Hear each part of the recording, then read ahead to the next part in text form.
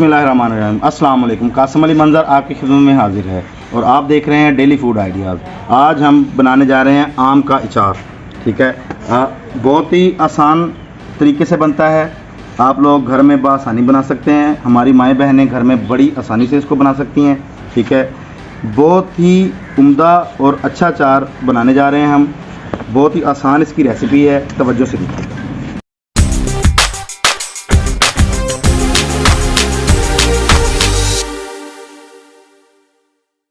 बिस्मिल्लाहिर्रहमानिर्रहीम। आधा कप हमने नमक का ले लिया जी, इसको इसके ऊपर डाल देंगे।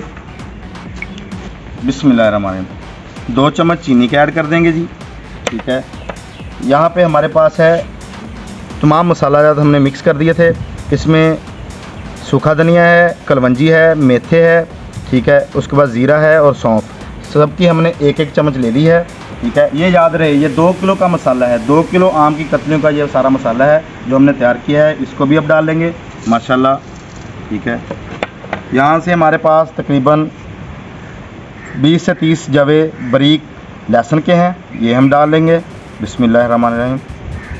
ठीक है, 1 चम्मच हमारे पास हल्दी है और 1 चम्मच बारीक कुटी हुई लाल मिर्च, इसको भी हम ऐड कर लेंगे। तेल के लिए हैं, इसको हम इसमें मिक्स करेंगे। अब हम इसे अच्छे तरीके से मिक्स कर देंगे।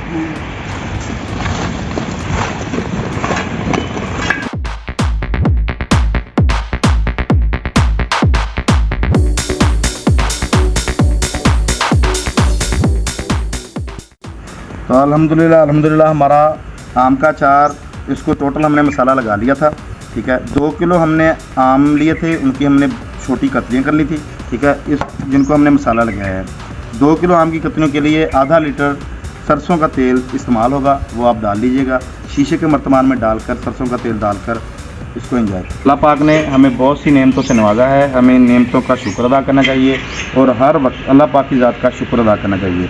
अगर वीडियो अच्छी लगे तो हमारी चैनल को सब्सक्राइब कर दें और बेल आइकन के बटन को दबा दें। इसी के साथ कासिम अली मंज़र को इजाज़त दीजिए। इंशाअल्लाह दोबारा मिलेंगे एक नई वीडियो और नई रेसिपी के साथ। अल्लाह हाफ़िज़।